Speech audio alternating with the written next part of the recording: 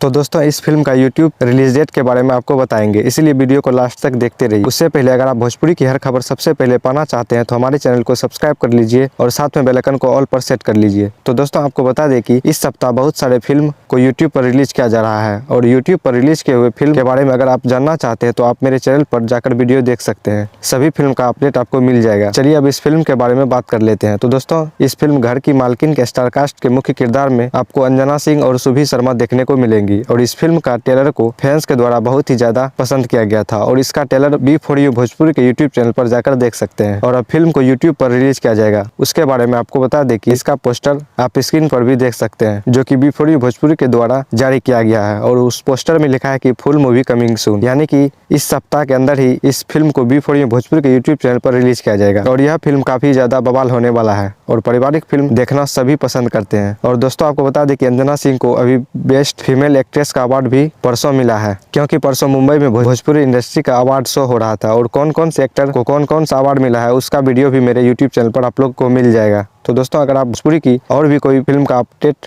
आता है तो आपको वीडियो बनाकर उसकी जानकारी दे देंगे। अगर आपको यह अपडेट अच्छा लगा है तो वीडियो को लाइक और चैनल को सब्सक्राइब कर लीजिए। मिलते हैं अगली वीडियो में, तब तक के लिए धन्यवाद।